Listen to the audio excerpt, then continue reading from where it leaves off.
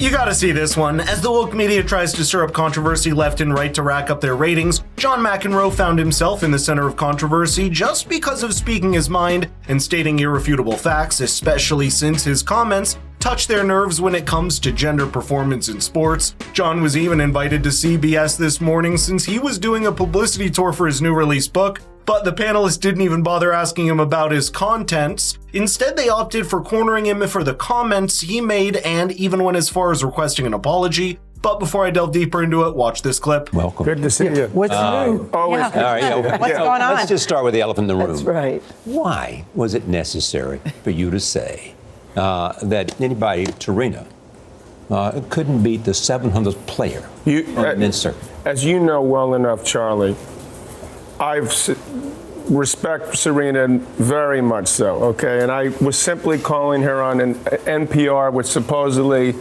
you're supposed to, you know, this is where you can say it like it is and you're going to get honest feedback. She's the greatest female player that ever lived. Then the lady said to me, I don't remember which one, but she said, why did you say woman? Why don't you just say the greatest, tennis player that ever lived? And so then I felt the need, however, unfortunately, I'm probably to defend myself. I don't know, just say what I really felt. I mean, which is about what I think she would be. I think you're referring to the fact that I said she'd be about 700 in the world. Yeah. Right. I've got a solution, Gail, though, because I know that you're friendly with Serena, and I think at least until yesterday, I'm right now. I'm just waiting. Would you like to apologize? No. But the offer is this: is because it seems in tennis, unlike other sports, that they're always asking about how women. They always ask me how I would do for someone. Why isn't this old bag John McEnroe? How would he do against Serena? Why don't you combine? Just solve the problem. I'm sure the men would be all for this. The men and women play together, and then we don't have to guess. But John, you didn't answer Charlie's question. You really should. You really do need to answer Charlie's question. What was it? I didn't. You're right. I wasn't paying attention. Necessary to do this. Yes. It wasn't necessary. It was not necessary. You knew it would create. I didn't know it would create. You controversy. didn't? No. John. Has anybody ever? I've said this 1,000. Bobby Riggs Charlie, mean anything to you? What do you think, Charlie? You're a tennis guy. You like to play tennis. I see you on the tennis court. Right. What do you think that Serena Williams would be ranked if she played in the men's game? I have no idea. Well, if you had a guess. But she seemed pretty strong to me. I mean, very strong. The greatest female player ever. Okay, nobody can prove this. Here's what she said, though. Yes. Dear John. That's a nice way to start. Yeah. I adore and respect you, but please keep me out of your statements if they are not factually based. Or that or not. She said they're not factually based. Serena's, has a way with words. I've been in the room 5 different times with 5 of my kids were born. I don't want anything to go wrong with Serena because she's pregnant. I don't want to upset her or whatever it was.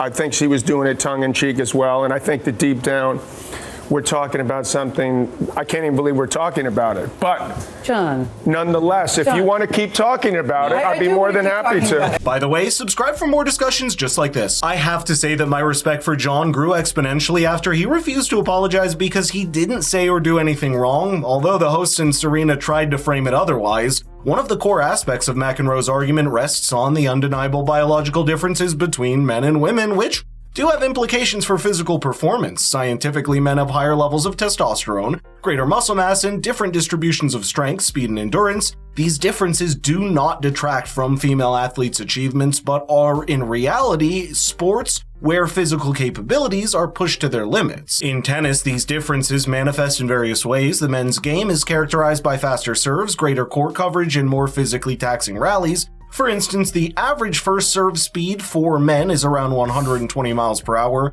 compared to 105 miles per hour for women. Now, if we look at record holders, the fastest serve in the men's division stands at 163.7 miles per hour, and women, the number falls to 136.7 miles per hour. The Association of Tennis Professionals, ATP, and the Women's Tennis Association, WTA, have different ranking systems and circuits, reflecting the separate competitions they govern. Historically, the men's circuit has been highly competitive with deep fields, where even a player ranked 700th is playing at an extraordinarily high level. That's why comparing Serena Williams directly to men in a hypothetical matchup requires these physiological and competitive differences. Acknowledging this isn't a matter of sexism, but a recognition of how sex difference affects athletic performance at the highest level.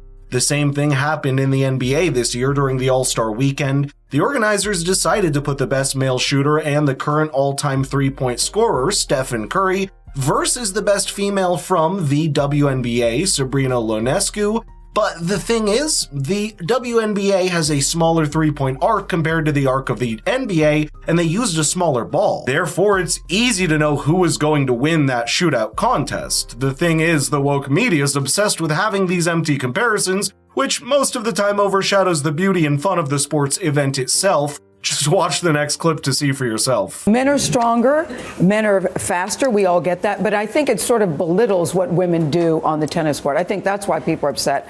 And the fact that you ranked her 700. So my question to you is, she won Australia weeks pregnant. You ranked her at 700 on the men's. Where would you rank yourself? Myself would be... Yeah, where would you put yourself? Now, are you asking me at 58 years of age, would I be ranked in the tour if I had to play best of five? Yeah. Which is what the men have to do at majors? Yes. I would be currently about 1,200 in the world. I mean, I have a tennis academy at Randall's Island where I lose to kids that are 16 or 17. You know, high school kids, and I would lose. There's pros I have 37 pros, Gail, at my club, 6 or 7 of whom on a bad day I would lose to. Okay. And we could go on and on. I was the former number one player in the world. John, what do you say to this? People just say, look, John McEnroe's trying to get publicity for his book. That's all this. Well, I am. He secretly wants but to not this play way. Serena. He secretly. I never wanted to play Serena. People always ask me about playing Serena. Did they ask Roger Federer about playing? Okay, who's the greatest player today? Roger is. Roger's the greatest, and Rafa. I mean, they've both had renaissances. One won the Australian, the other French. It's incredible. I mean, I look at these guys. I mean, I admire Roger, but the way he's done it, how much he loves it's what I really respect. Yeah, but in terms of the history of tennis, is it Rod Laver or is it Roger or is it someone? Well, my rankings would be Roger, Rafa, close second. Rod Laver was my idol. Then I throw Pete Sampras in. He's the greatest fast court player. Serena Williams at 5. And number 6, Novak Djokovic. Okay, you happy now? Yes, I'm happy. Yes. Yes, I am. Serena, have a great time with the baby.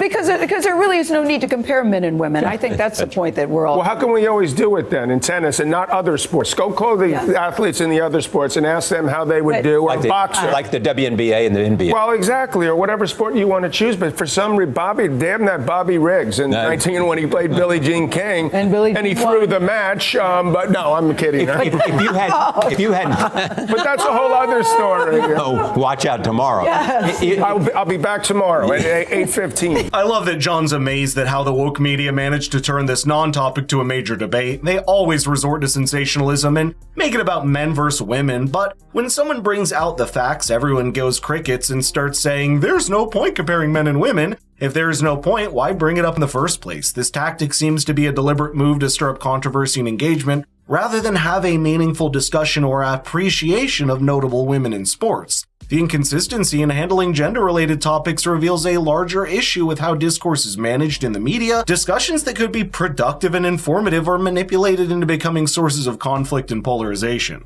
The strategy not only detracts from potential educational value of these conversations, but also creates a cycle of misunderstanding and antagonism. It's also just distasteful for the host to accuse John of wanting to promote his newly released book using rage marketing. He was simply stating facts, but the woke media chose to take his words out of context and ran multiple headlines with it. I think the discussion about gender differences in sports should aim to celebrate the unique aspects of both men's and women's sports. Serena Williams, for example, should be celebrated not just for her dominance in women's tennis, but also for her overall contributions to sports and society, such as inspiring millions of little girls and bringing attention to issues that women face in sports. Her achievements stand on their own and are not lessened by not comparing them directly to those of male athletes. This not only enriches our understanding of sports, but also respects the athletes who compete at these high levels.